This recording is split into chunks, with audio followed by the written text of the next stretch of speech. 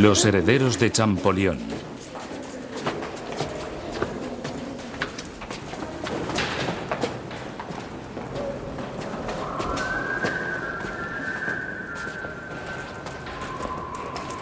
Aunque la mayor parte de la gente conozca a Jean-François Champollion por haber devuelto la vida al antiguo Egipto al descubrir el secreto de los jeroglíficos, a él se debe también la creación en 1827 de las salas egipcias del Museo del Louvre, ya que en aquella época en que los hallazgos aún podían salir de Egipto, compró colecciones enteras para el museo.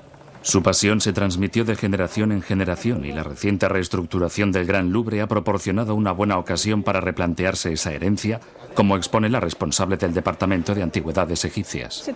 Se trata de una oportunidad única para poder reflexionar sobre los puntos clave de nuestro oficio. Cómo presentar las obras, a quién presentarlas, qué queremos transmitir, de qué manera comunicar nuestra concepción del arte y de la civilización egipcia. Y también se trata, en cierto modo, de imponer nuestros gustos, porque de hecho crear un itinerario de obras de arte, de obras emblemáticas, es muy subjetivo, supone sugerir al público un enfoque concreto. Todo esto es apasionante, pero además gozamos de unas condiciones excepcionales, ya que disponemos de nuevos espacios, tenemos a nuestra disposición medios técnicos y equipos actualizados. Es la segunda vez desde los tiempos de Champollion en que podemos aprovechar una reestructuración total.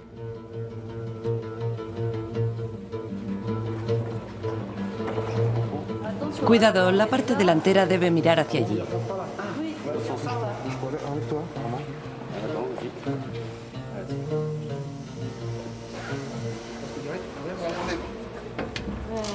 A él también le vendría bien una limpieza. Pero nadie se atreve a tocarlo.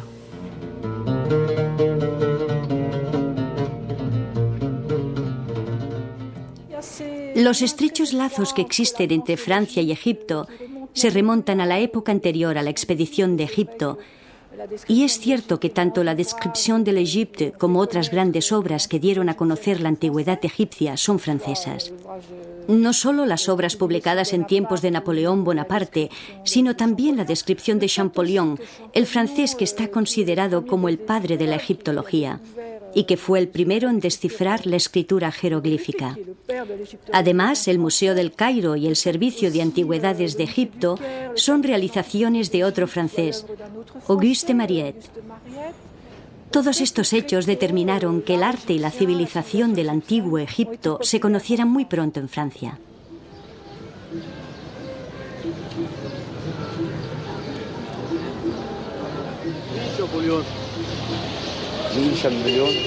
شامبليون بونابرت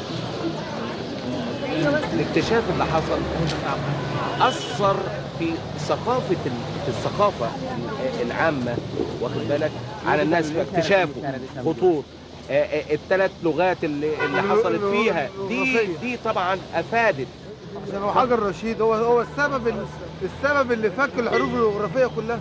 لولا جه هو في الحملة الفرنسية جه هنا مع نابليون بونابرت في الحملة الفرنسية هنا لولا هو جه هنا وقدر يحصل حجر رشيد فك رموز الكتابة الجغرافية بتاعته ما كناش عرفنا تاريخ الفراعنة. Champollion fue quien descifró, quien descodificó los jeroglíficos. Él los descifró. Era un hombre prodigioso. Ante todo, fue un genio muy precoz.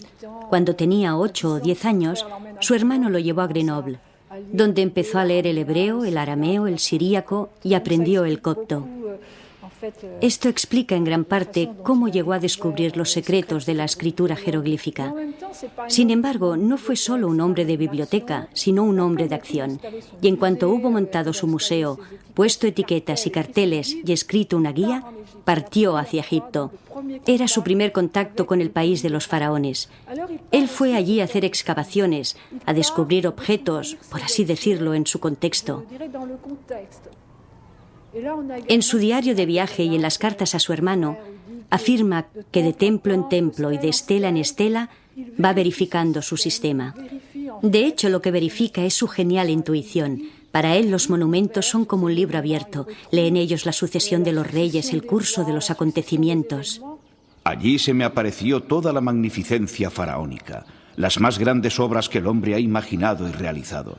Me abstendré de intentar describir nada, ya que caería en una trampa, o bien mis palabras no llegarían a reproducir ni la milésima parte de todo lo que se debe decir sobre estos objetos, o bien, si intentara hacer un tenue esbozo de ellos, por muy desvaído que fuera, se me tomaría por un entusiasta, o más bien por un loco. Baste añadir para finalizar que en Europa no somos más que liliputienses, y que ningún pueblo antiguo ni moderno ha concebido jamás el arte de la arquitectura en una escala tan sublime, tan vasta y tan grandiosa como lo hicieron los antiguos egipcios.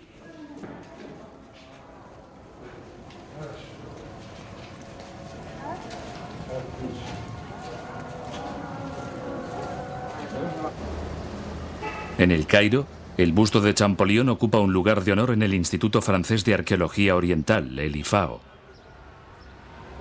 Este exótico nombre denomina el puesto avanzado que Francia tiene en Egipto y atestigua que sus relaciones con este país son privilegiadas desde hace 2 siglos.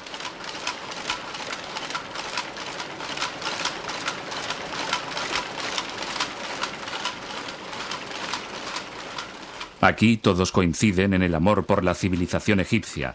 En este punto convergen la investigación, las excavaciones arqueológicas y todas las iniciativas francesas en materia de egiptología que van acompañadas por un importante número de publicaciones.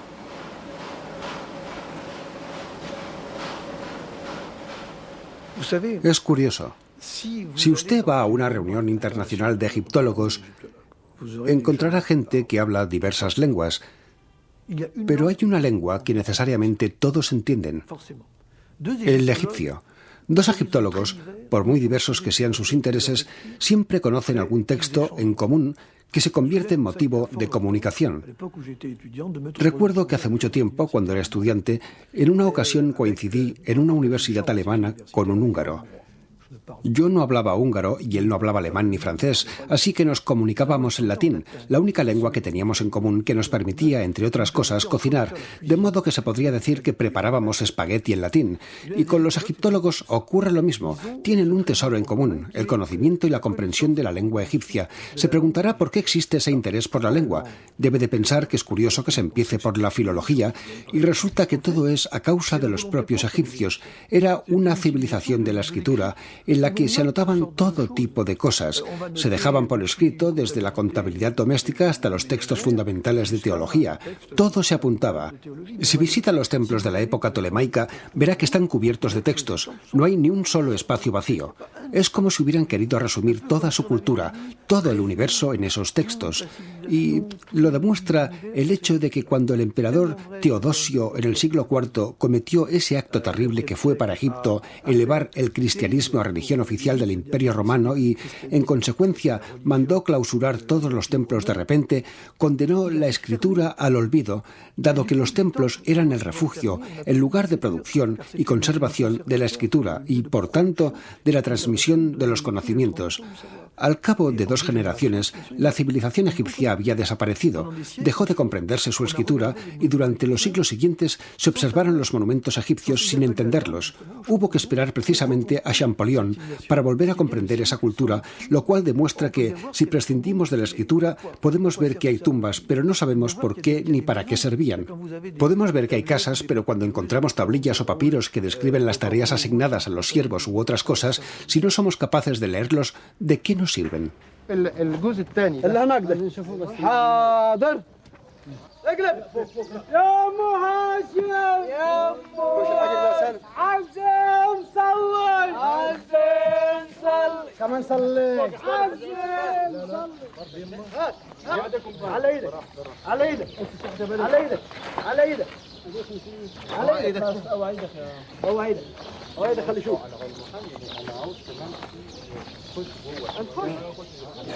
Es sobre Rameses. Es una dedicatoria a Rameses, que era, al igual que su padre, señor de los jubileos.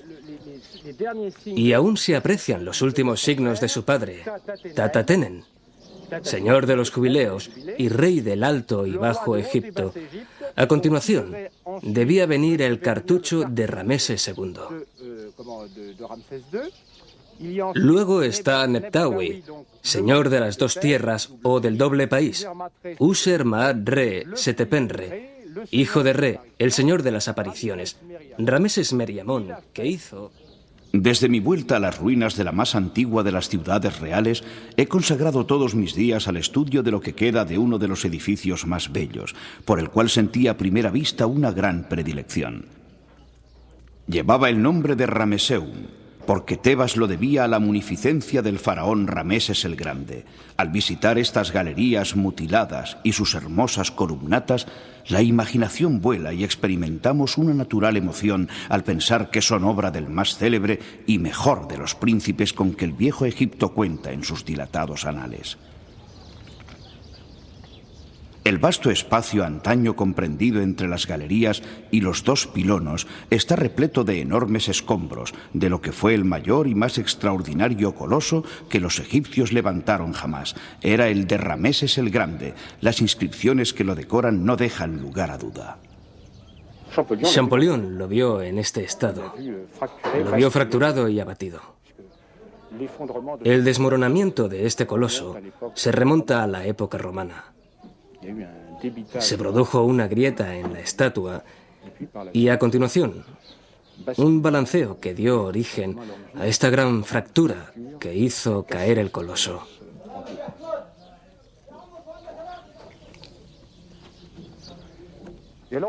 Más adelante, advirtieron que en los aledaños había 600 fragmentos pertenecientes al coloso. Pensaba que era una ranura para enderezar este lado. ¿Enderezar este lado? ¿Qué quieres decir? Para enderezar este lado, para volver a tallar este lado. Para volver a tallar este lado, pero allí estaba el pedestal. Hay que imaginar que allí delante había un zócalo de unos 2 metros. Los pies que tenemos aquí no están en su lugar. Todo esto iba encima del zócalo. Christian Leblanc dirige en Tebas una misión arqueológica franco-egipcia fruto de la colaboración científica entre el CNRS y el Museo del Louvre. Es el encargado de este templo funerario consagrado al culto de Rameses II, cuya identificación se debe al mismo Champollion. Su equipo, que aúna diferentes disciplinas, se dedica a la investigación y a la restauración del monumento, según el deseo de las autoridades egipcias. Arquitectos, geólogos, canteros, etc., se movilizan para intentar reconstruir este coloso. Si se observa cuidadosamente, hay mucho material. El objetivo de este proyecto no es conseguir... No se trata de reconstruir el coloso por el mero hecho de reconstruirlo. Exacto. Ese no es el objetivo.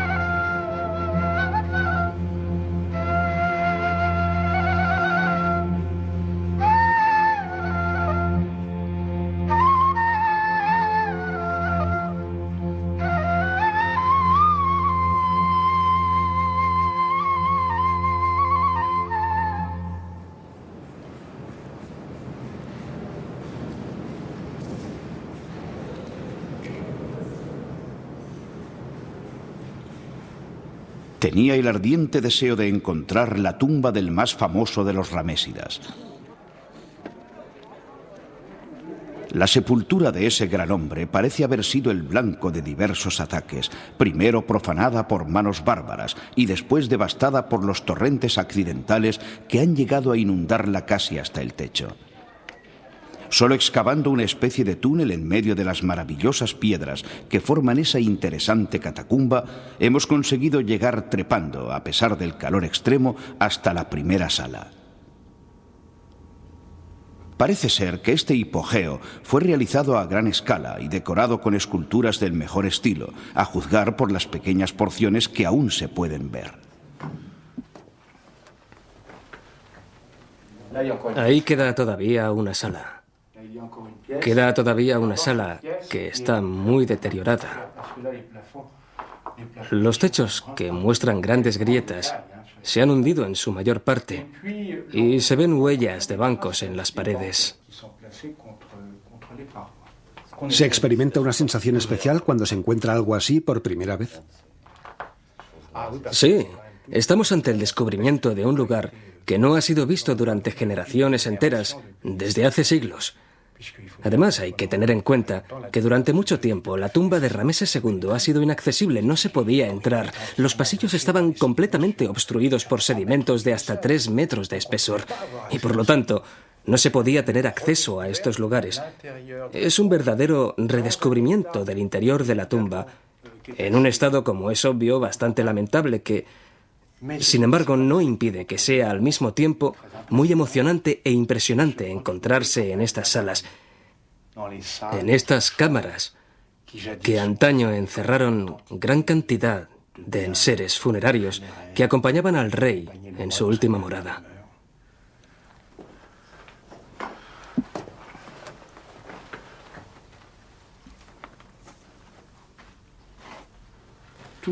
Todos nuestros predecesores, como Champollion y Lepsius, se acercaron a esta tumba, pero de hecho solo consiguieron entrar en el primer pasadizo, no pudieron penetrar más allá. Las excavaciones sistemáticas conducirán seguramente al descubrimiento del sarcófago de este ilustre conquistador. No podemos esperar encontrar la momia real, ya que esa tumba debe de haber sido violada y expoliada en tiempo antiguo, ya sea por los persas o por los buscadores de tesoros, tan ansiosos por destruir como ávido el extranjero por tomar venganza. Aquí hay un trabajo ingente por realizar. Yo no tenía la seguridad de que algún día vendría a trabajar a esta tumba, aunque luego, poco a poco, las cosas se fueron concretando.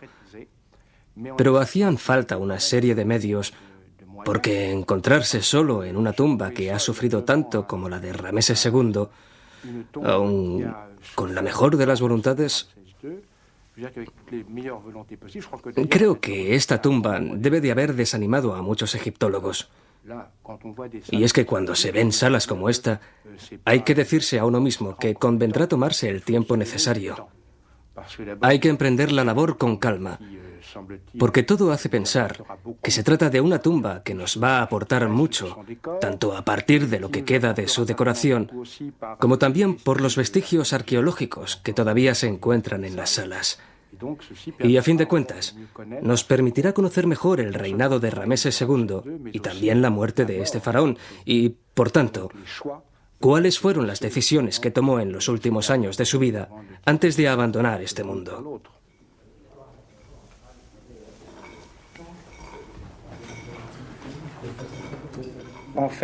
De hecho, hay que reconocer que hasta hace pocos años no se conocía gran cosa del tesoro funerario de Rameses II.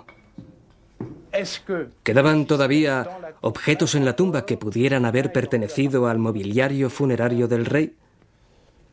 Pues sí, las excavaciones han revelado que todavía hay cosas, y prueba de ello es que estamos a punto de reconstruir el sarcófago de Rameses II, un sarcófago de alabastro que está ahí y del que, por ahora, se han encontrado 400 fragmentos.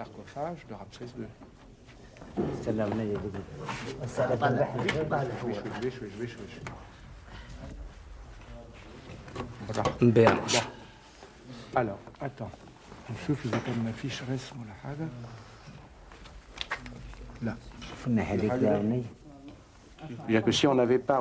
Sin los medios con que hoy contamos, que permiten reforzar la tumba y llevar a cabo la restauración, nunca hubiera sido posible realizar las excavaciones ni llevar a cabo el acondicionamiento de la tumba de Rameses II.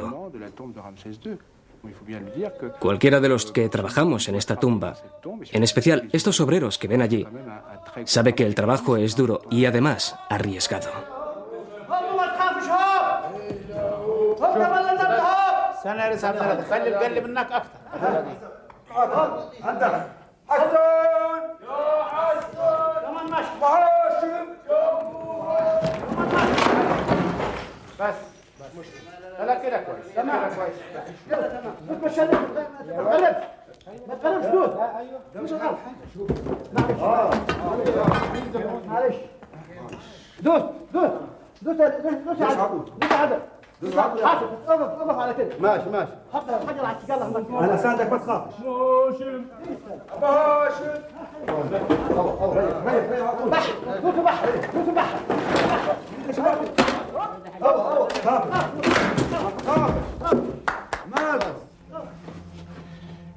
Ahí está todo el material procedente de la tumba de Rameses II. Por ejemplo, esta preciosa cabeza de un Ushepti de Rameses II. Se distingue perfectamente la cara. Es un auténtico retrato de Rameses II, con la nariz ligeramente aguileña y la boca de labios poco sobresalientes. Se trata de un documento muy emocionante encontrado en la sala del sarcófago.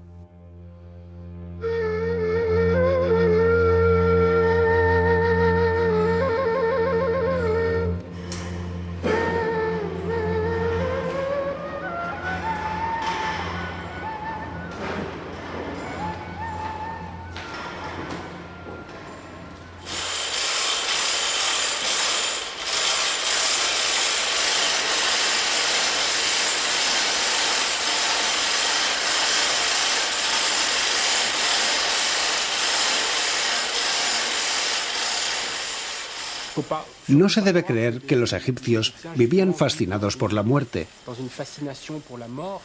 Es una de las ideas que surge de inmediato cuando se habla de Egipto. Sarcófagos, momias, el mundo de la muerte. Esa fascinación no existe. Los egipcios, como cualquier ser humano, detestan la muerte, la temen. Es la abominación, como dicen ellos. Y combaten la muerte a través de la relación con los vivos. Es decir, que intentan mantener, por todos los medios posibles, el contacto con la tierra de los vivos, como se la designa en los textos, por ejemplo, mediante la tumba, el culto funerario y el nombre, haciendo que se recuerde a la persona y también, a veces, a través de representaciones, ya sean escultóricas o de otro tipo. Esta es una vitrina diseñada para contener el ejemplar más extenso de lo que se suele llamar el libro de los muertos. Este ejemplar ha perdido su forma original, que era un único rollo, ya que a finales del siglo XIX fue pegado sobre estos grandes cartones que ven aquí. La vitrina ha sido concebida con la longitud suficiente para permitir la yuxtaposición de esos cartones, y ahora precisamente se están colocando en la vitrina los cartones, uno a continuación del otro.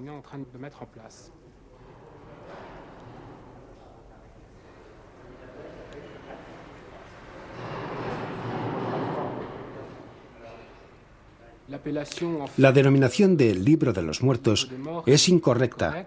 Este libro se llamaba en egipcio Libro para salir a la luz del día y servía para indicar al difunto el modo de volver a la tierra para aprovechar las ofrendas.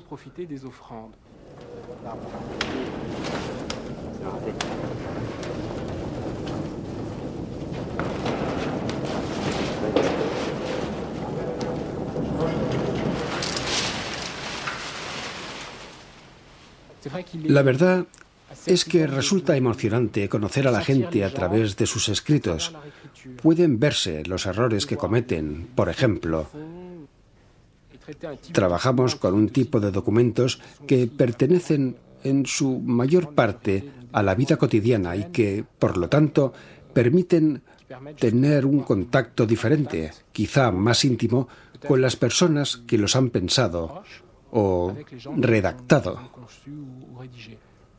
Luego está el contenido de los textos, sobre todo cartas que pueden resultar muy emotivos y arrojar luz sobre cosas un poco distintas de lo que se suele pensar. Estos textos nos dicen que había gente honrada y gente desvergonzada, gente perjura y gente honesta, gente con preocupaciones respecto al futuro, a la vida cotidiana o a cualquier otro tipo de cosas, y que también había gente que podía morir de amor. Es decir, que de este modo descubrimos un amplio abanico de sentimientos humanos.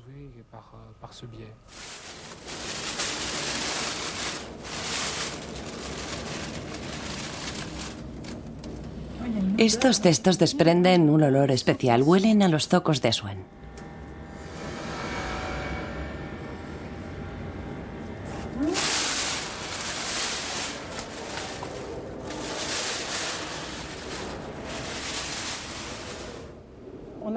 Teníamos muchas cosas en depósito que merecían ser expuestas, como estos cestos y cofres, y ahora disponemos de nuevas vitrinas muy espaciosas que nos permiten exponer las cosas en serie.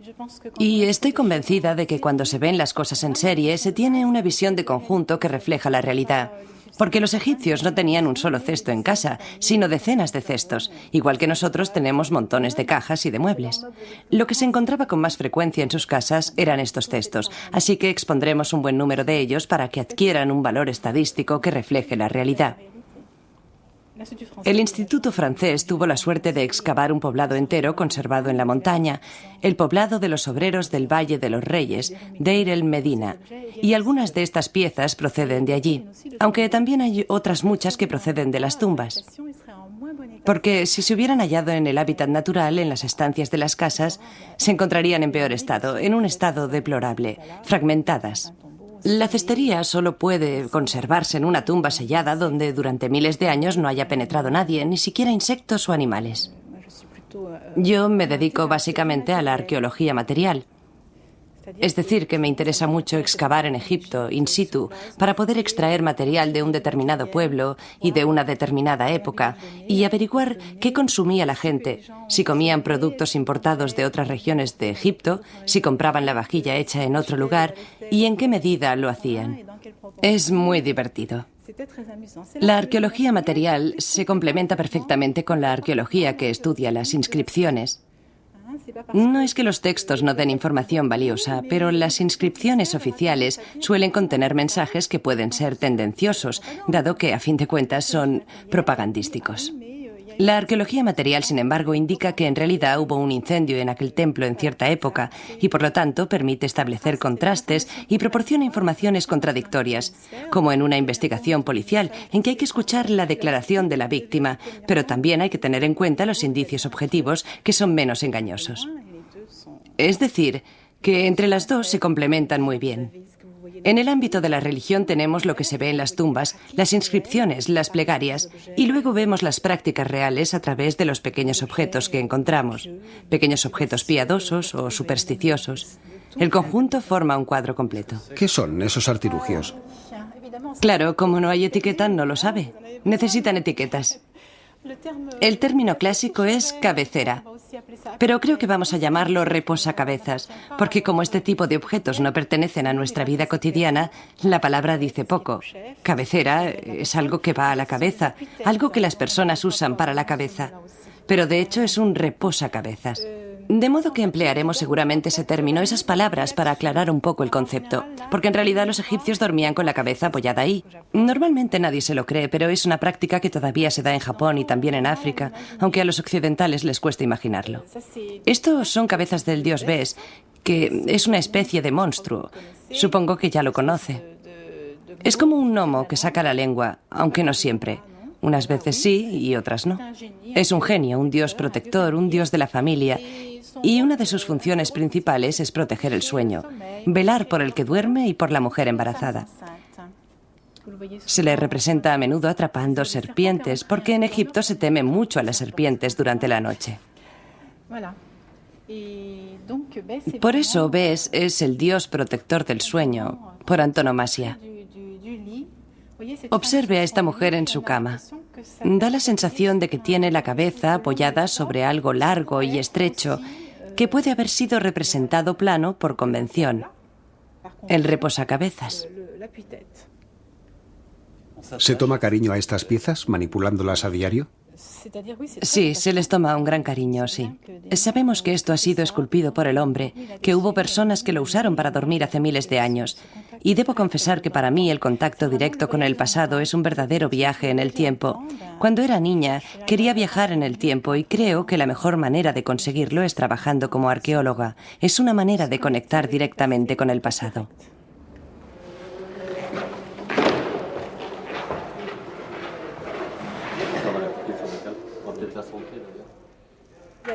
Ciertamente hay mensajes del antiguo Egipto que se dirigen a los hombres de hoy, como las famosas exhortaciones a los vivos que se encuentran en las tumbas y que en general dicen: «Oh, tú, viajero que pasas frente a esta tumba al cabo de miles de años, di esta plegaria.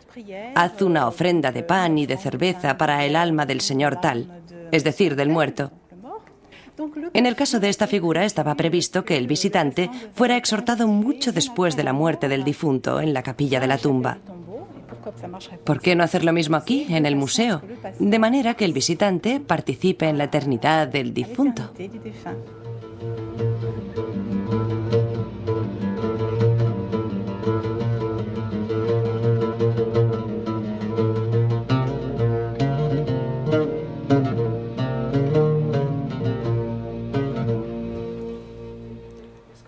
Los dos blancos y los dos ocres son realmente parecidos. ¿Y debajo qué encuentras? ¿Hay algo más antiguo? Al final hay un ocre, una capa ocre, pero se parece más a un material de enmasillado que a un color en sí mismo. La capa está aplicada de forma irregular sobre otra capa muy caótica. Lo mejor de todo es que debajo hay un trazo de grafito que forma el rabillo del ojo. ¿Que lo dibuja? El ojo en realidad está dibujado con grafito. Es un grafito completamente normal, como el de hoy en día. Hay que asegurarse de que la cara es la suya. Creo que lo único que nos sacaría de dudas ahora mismo sería una radiografía. Sylvie está dispuesta a hacer los análisis y luego al final harán una radiografía total. Ah, es fantástico. Sí, eso estaría muy bien. También es importante analizarlo con infrarrojos y con rayos ultravioleta. Sí, desde luego. Si por casualidad hubiera una capa debajo, podríamos descubrir la forma real del ojo. Eso estaría bien, pero que muy bien. Después podemos compararlo con el sarcófago de Padiouf, con la textura del ocre y sobre todo con el interior de esos ojos incrustados. De hecho, las obras siempre son más hermosas cuando no ha habido intervención moderna, siempre. En general, es mucho más auténtico el original. Así que si los resultados de los análisis no fueran buenos con respecto a Bessenmuth, creo que deberíamos sustituir en la exposición a Bessenmuth por Padiouf, que también es un hombre, imberbe y de la misma época.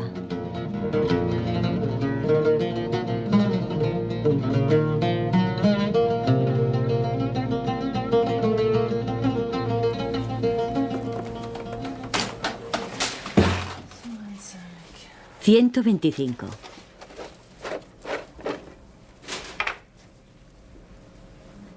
¿Tú crees? Me parece mucho, pero poniendo esto, más o menos creo que ya está.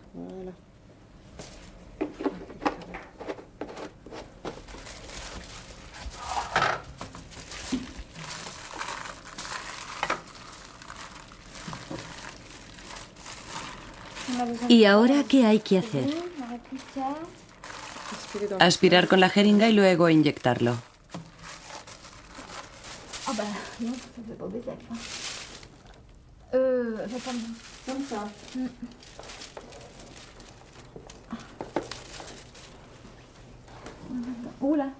¿Se ha movido? Luego tendremos que volver a estabilizarlo.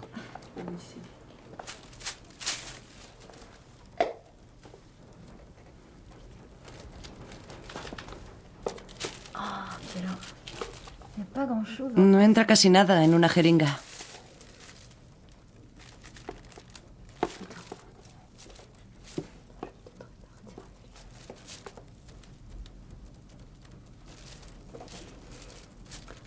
Hace falta mucho. Nosotros estábamos trabajando en un sarcófago y propusimos a la señora Delange estabilizarlo con una cuña. Pensamos en todo el proyecto y finalmente lo aplicamos a todos los sarcófagos. Nos dijimos, vale la pena estabilizarlos todos, será mucho mejor.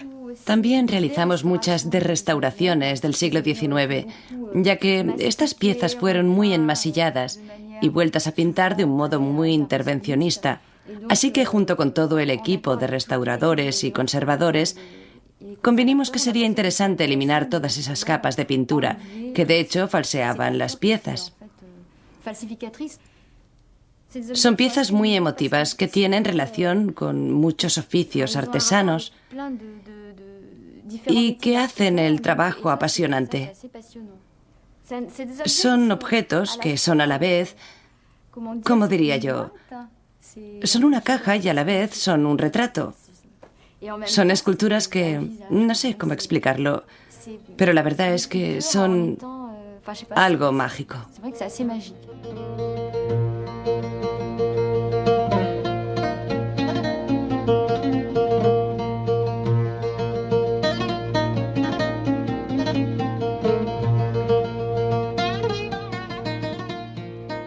Originalmente, los sarcófagos estaban así, de pie.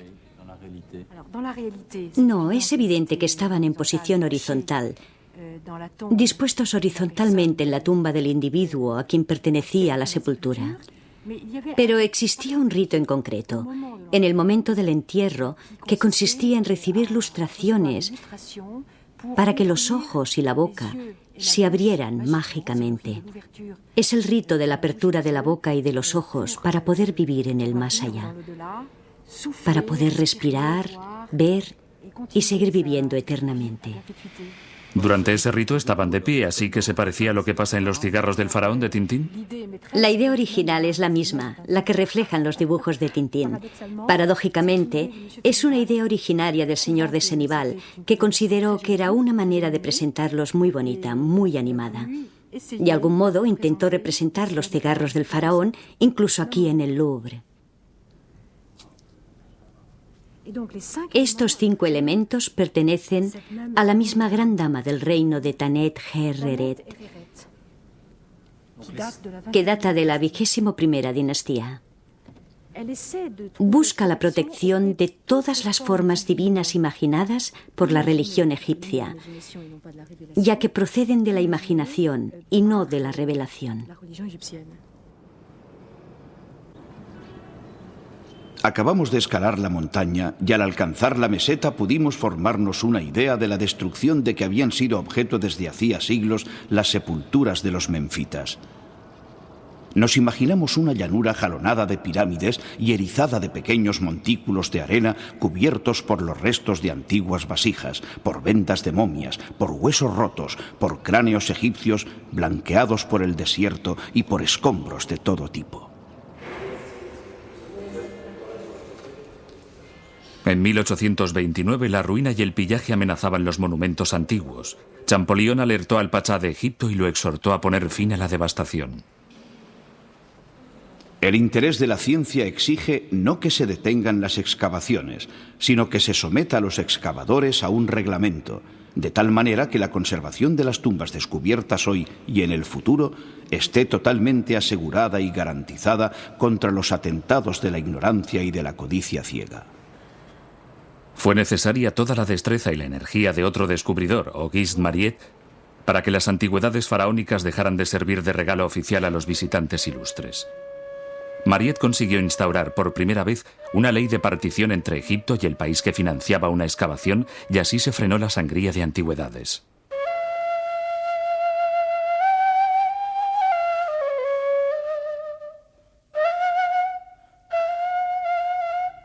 El segundo gran personaje, por tanto, es Auguste Mariette, que trabajaba en el departamento egipcio y a quien el museo envió en 1850 para adquirir papiros.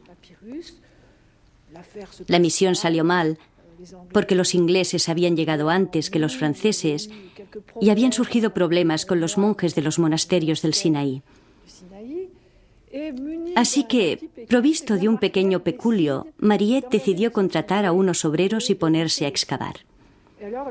Esa fue una de las grandes aventuras de la egiptología, dado que supuso el descubrimiento de esfinge en esfinge de la sepultura de los toros sagrados Apis, el llamado Serapeo, y de las tumbas excavadas en los riscos de Saqqara. Más adelante, a medida que los trabajos avanzaban, descubrió también las necrópolis, los cementerios de la época de las pirámides. Y así fue, gracias a la primera excavación sometida a la ley de partición, cómo llegó al Louvre el primer escriba sentado.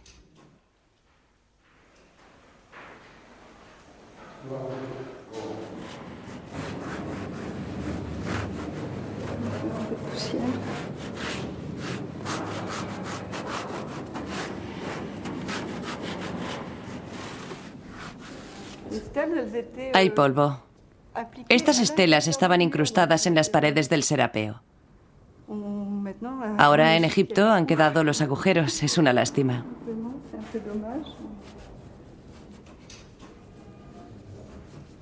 El Serapeo es una galería subterránea inmensa de muchos kilómetros de longitud. Todavía se puede excavar allí. Queda mucho por descubrir, kilómetros enteros. Cuando se realiza una excavación en Egipto, yo voy allí con el equipo de arqueólogos. De hecho, yo también he estudiado arqueología y soy egiptóloga de base, aunque más tarde me especialicé en la restauración, pero mi formación es en egiptología. Es bastante apasionante encontrar el objeto en bruto, recién salido de una excavación. Es un verdadero placer para un restaurador. Es intrigante, es un verdadero suspense, porque en un museo todo está más o menos publicado, todo se conoce. En cambio, la arqueología sobre el terreno es fascinante. Y además te proporciona el contacto directo. Nada puede sustituir el contacto con el terreno.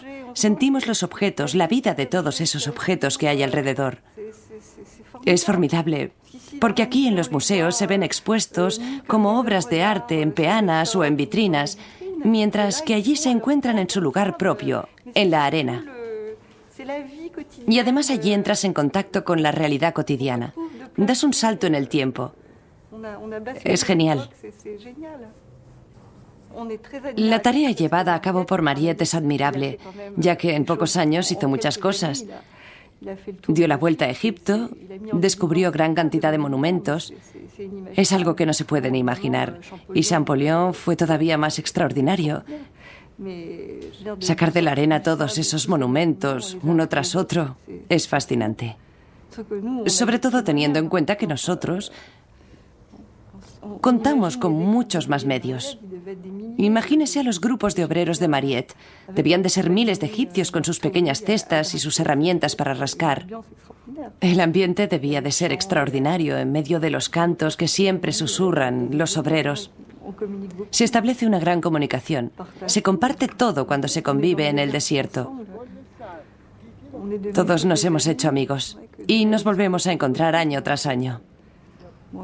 Algunos tienen hijos que se han casado y ellos también se interesan por nosotros, por lo que hacemos cuando no estamos en Egipto. Eso crea lazos. Hay algunos obreros ancianos que son adorables. Nos traen pan, albóndigas de carne, un poco de ensalada. No es posible imaginarlo, porque no se parece en nada a nuestra vida aquí. Es la vida del campo, pero en el desierto.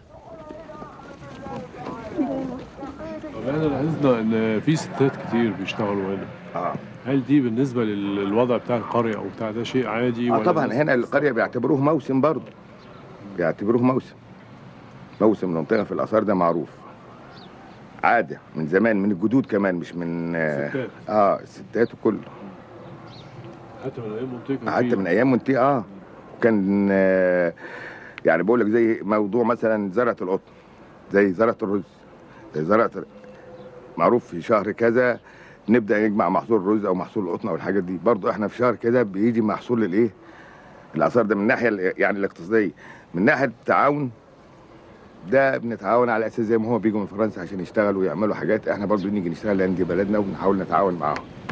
يعني دلوقتي احنا سمعنا حاجه ان انت مسؤول عن تنظيم يعني انت بتشتغل على كذا مستوى يعني. هو بالنسبه للعمل بينه وبين بالذات ميسيو فيليب اللي هو مدير البعثه أنا بعتبره مش عمل، أنا بعتبره حاجة أكثر من العمل، ده اللي بيني وبينه. Tanis, la antigua ciudad bíblica del delta del Nilo, se prepara para el inicio de la campaña de excavaciones. Todos están esperando a Philippe Brissot, el jefe de la misión francesa. Las fotos de los miembros del equipo, retocadas y coloreadas a mano, conservan el recuerdo de aquellos que vienen cada año a esta casa de excavación.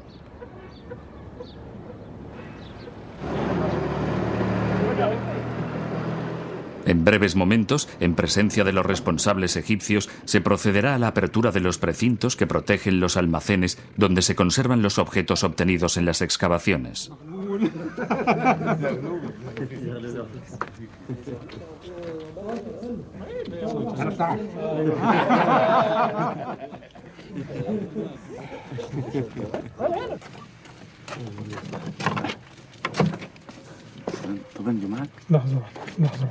طبعا محمد لا استنى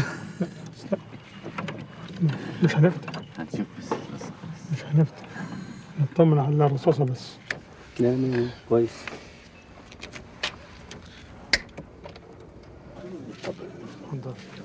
لا انت الاول.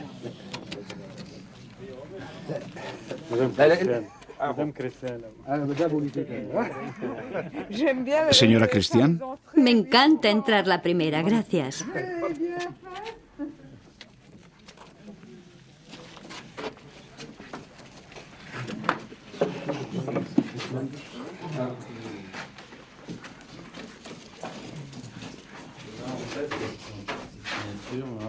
Estamos firmando el atestado de apertura del almacén.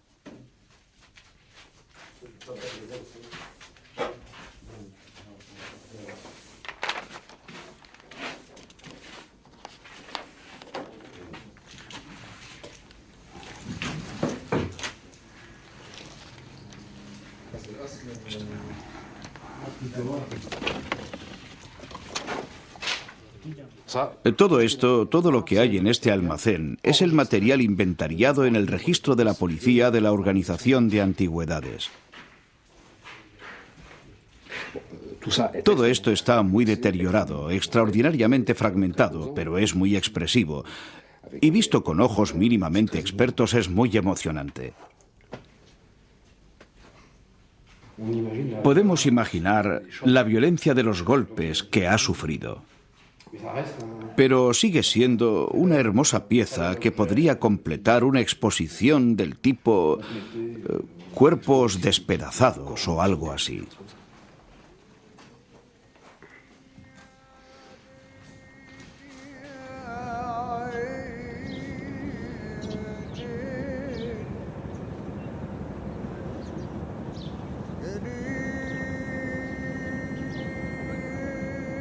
El yacimiento de Tanis fue visitado por los sabios de la expedición de Bonaparte, pero las primeras excavaciones serias fueron realizadas por Mariette. En 1939, el francés Pierre Montet descubrió aquí un conjunto de tumbas reales. Una de ellas, que estaba intacta, reveló un tesoro menos conocido pero tan precioso como el de Tutankamón.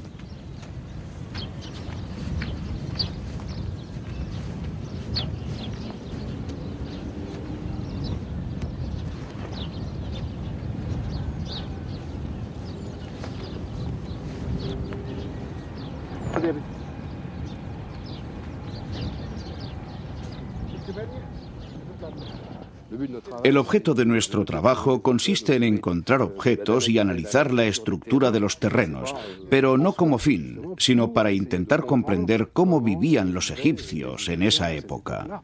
Recuerdo que en el centro del Tel había un templo que descubrimos hace algunos años y que bautizamos entre nosotros como el Conejo, por un montón de razones que no vienen al caso. Había una zanja que medía varias decenas de metros de largo por varios metros de ancho y 3 o 4 metros de profundidad. Y cuando retiramos toda la arena que la cubría, nos vimos transportados unos 2000 años atrás, a la época en que los obreros que excavaron los cimientos salieron de la zanja para echar dentro la arena. Quedaban todavía en el suelo todas las marcas de las herramientas, los golpes de pico para hacer el hoyo, la escalera que no habían terminado de retirar. Suponemos que porque iban retrasados con respecto a los planes previstos y tuvieron que acabar rápidamente y decidieron enterrarlo todo de inmediato. En realidad, lo mismo ocurrió en otras ocasiones. El caso es que desde el fondo de ese agujero nos dimos cuenta de que solo teníamos el cielo encima de nosotros. Podíamos haber retrocedido 2000 años y estar junto a los obreros que acababan de salir de la zanja. Todo estaba como entonces. Sin embargo, el sueño no tardó en desvanecerse, porque ya ve cómo es este terreno. Dado que el subsuelo es salado, en pocas horas las paredes de tierra empezaron a derruirse. Sacamos moldes y fotos para conservar las huellas de todas esas herramientas que habían sido utilizadas. Era extraordinario. Tuvimos realmente la sensación de que el tiempo se había acelerado y habían pasado 2000 años de golpe. Bajamos al hoyo y nos encontramos con los muchachos que estaban saliendo. Casi era posible ver todavía las teteras humeando, suponiendo que hubiera teteras en aquella época. Fue una sensación extraordinaria.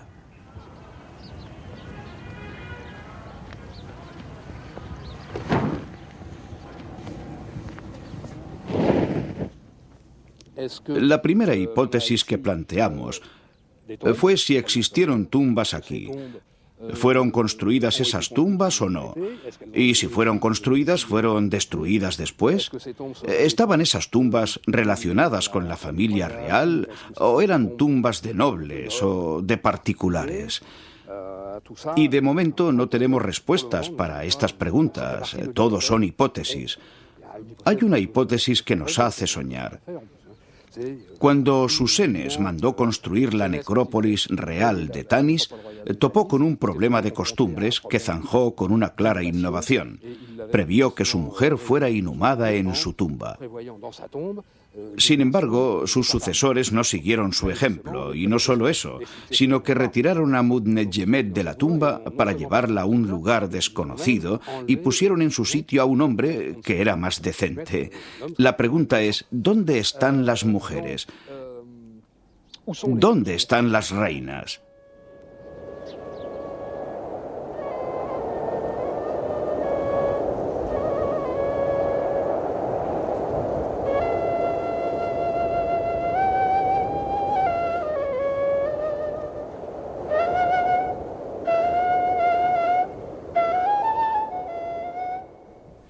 Hay que hacer una verdadera investigación policial para encontrar un lugar determinado. Primero hay que cotejar todas las publicaciones, comprobar la menor anotación o reflexión de un arqueólogo. Nosotros, por ejemplo, trabajamos a partir de textos de Miss Murray, una inglesa que estuvo en Saqqara en 1907. 2 líneas suyas nos permitieron localizar aproximadamente el lugar en que Mariette había desenterrado la capilla de la Mastaba, que ahora se encuentra en el Louvre.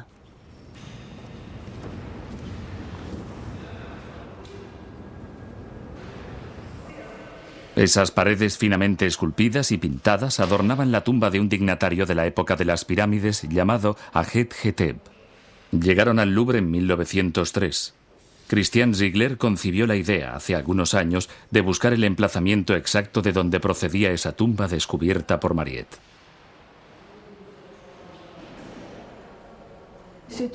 Es una tradición que se remonta al nacimiento del departamento egipcio, ya que Champollion, una vez inaugurado su museo, se fue a Egipto. Y tradicionalmente los conservadores o bien dirigen yacimientos o bien participan en excavaciones organizadas concretamente por el Instituto Francés del Cairo, que está todo el año en Egipto. ¿Por qué? La razón es sencilla. Siempre se produce un trasiego de objetos entre el museo y Egipto, porque a menudo los objetos han perdido sus raíces, sus orígenes, ya sea porque están fragmentados o porque, incluso estando enteros, forman parte de un todo que ha desaparecido. Y solo el conocimiento profundo del terreno, con esa arqueología viva en la mano, nos permite remontarnos siglos y hasta milenios para comprender mejor la función de una obra o de un monumento hallado en su contexto arqueológico. De modo que, siguiendo los consejos de unos y otros, fui a Saqqara a ver el lugar de donde supuestamente procedía esta capilla. Así empezó todo. Fuimos 3 personas, un fotógrafo, un restaurador y yo, y allí contratamos a algunos obreros, siguiendo un poco la tradición de Mariette y de nuestros predecesores. Allí, en compañía de un colega egipcio, supusimos que bastarían algunos días o algunas semanas para despejar la supuesta ubicación, ya que se veían bloques de piedra y paredes de adobe. Sin embargo, enseguida nos dimos cuenta de que no estábamos ante la mastaba, porque los adobes no pertenecían a la época de las pirámides, sino a la era cristiana. De manera que nos dijimos, vamos a realizar excavaciones de verdad. Y año tras año fuimos acercándonos al emplazamiento de la capilla de Ajet Hetep. Ahora ya sabemos dónde está. La encontramos hace 2 años. La capilla está encajonada en el terreno, es decir, que destaca claramente sobre el suelo el plano de las primeras hileras de esta parte decorada. La verdad es que la construcción no es como la imaginábamos, ya que poco a poco, año tras año, fuimos quitando arena y al final resultó que había una capa de 10 metros de arena depositada por el viento y por la misma acción de los excavadores. Así que nos encontramos ante un monumento de más de 6 metros de altura con una sola fachada, ya que solo encontramos una arista de 30 metros de largo y vimos aparecer bajo la arena en dirección a la pirámide de Djoser otro frontal de caliza muy bonito y muy pesado.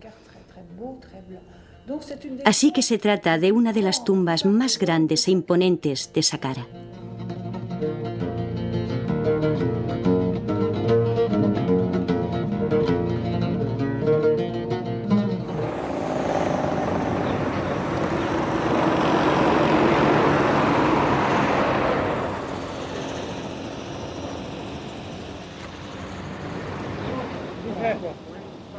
El 4 de septiembre de 1829, Champollion, agotado, abandonó Egipto, donde acababa de pasar un año. Llevaba consigo una gran cantidad de objetos para la sección egipcia del Museo del Louvre, así como múltiples láminas y centenares de dibujos que harían avanzar la incipiente egiptología a pasos agigantados. He recorrido Egipto paso a paso, recalando en todos aquellos lugares donde el tiempo ha permitido que subsistan algunos restos de su antiguo esplendor. Los materiales que he recogido superan mis expectativas. Con gran dolor de mi corazón me he despedido de la magnificencia de Tebas. Solo añadiré que en varias ocasiones, observando el amanecer sentado sobre el inmenso regazo de Memnón, ningún acorde musical salido de su boca pudo distraer mi atención del melancólico cuadro que contemplaba, la llanura de Tebas, donde yacen esparcidos los miembros de la más antigua de las ciudades reales.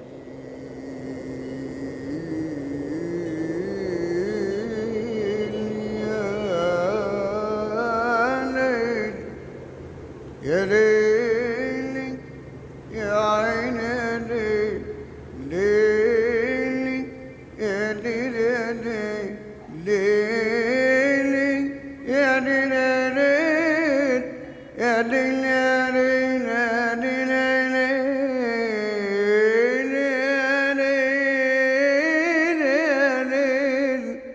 يا ليل يا ليل يا